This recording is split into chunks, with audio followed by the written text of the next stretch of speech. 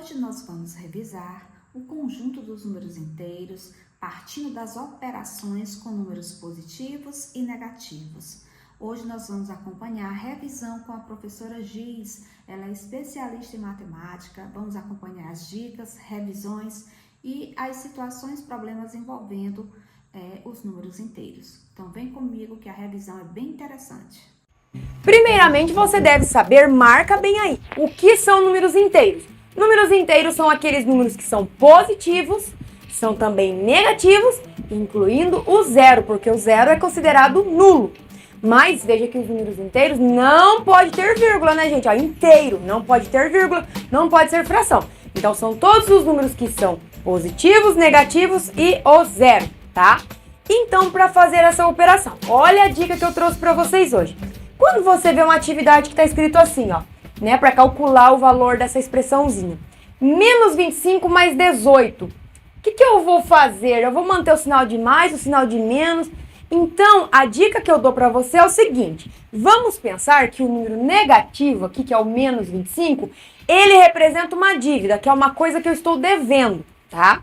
E esse mais 18 aqui, vamos pensar que é uma coisa que eu tenho, é meu dinheiro. Vamos pensar em dinheiro, né? Dinheiro que eu devo, dinheiro que eu tenho. Aí é mais fácil, porque ninguém quer perder dinheiro, né, gente? Então, ó, o que eu preparei para você. Vamos fazer a seguinte representação. Quando o número for negativo, eu vou usar o cartão vermelho, né? Porque a gente sabe que quando é dívida, tá lá saldo do devedor, é vermelho. Então, eu vou colocar aqui que eu devo 25, só que eu tenho 18 para pagar a conta.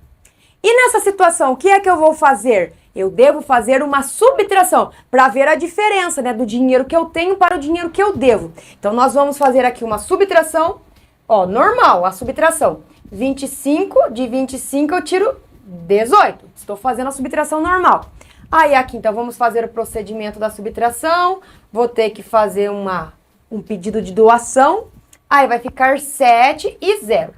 Bom, beleza, Gil, eu já sabia que era 7. Tudo bem. Então, aqui deu 7.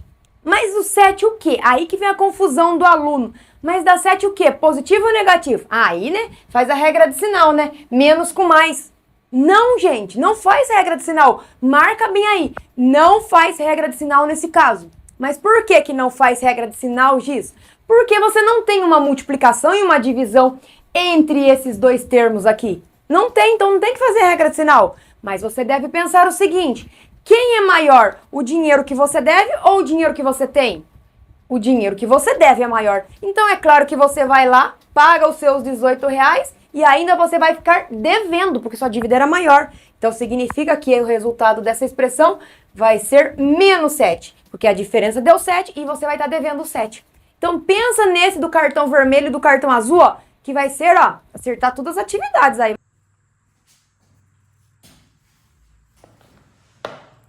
Muito bem, percebo que no primeiro exemplo a professora Giz nos dá uma dica bem interessante. Quando a gente falar de dívida, a gente usa a cor vermelha. E quando a gente falar de números positivos, a gente usa a cor azul. Então, você pode usar um lápis vermelho para circular ou para pintar a cor da dívida.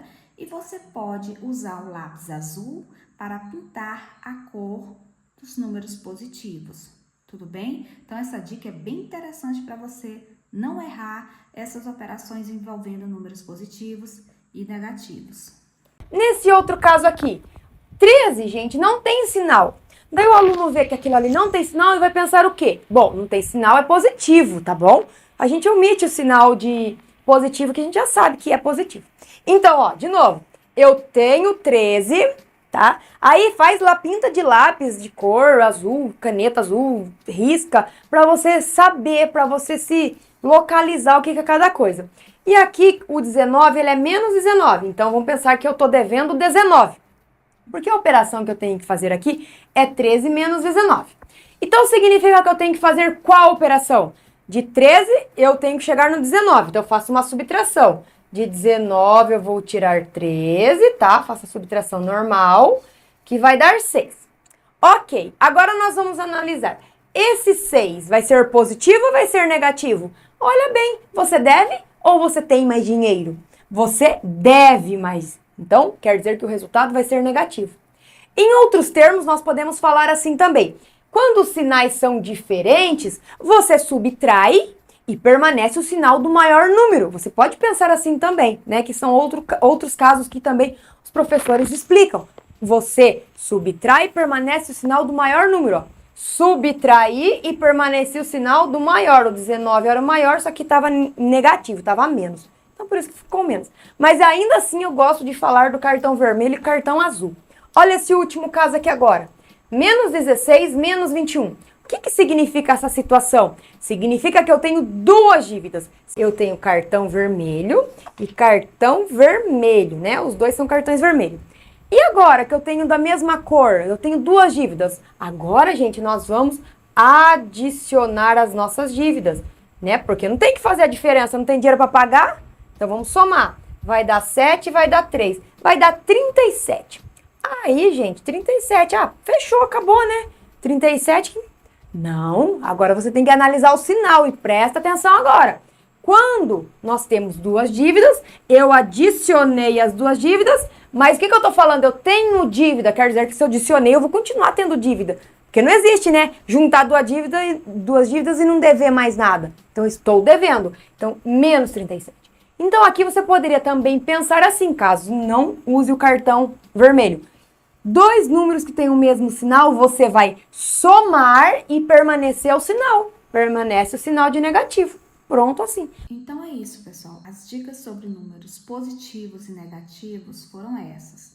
Percebam que as operações são bem simples. Quando eu tenho sinal diferentes, o que eu vou fazer? Eu vou utilizar a técnica de pintar de vermelho, que é dívida, e pintar de azul, o que é o valor que eu tenho para pagar essa dívida.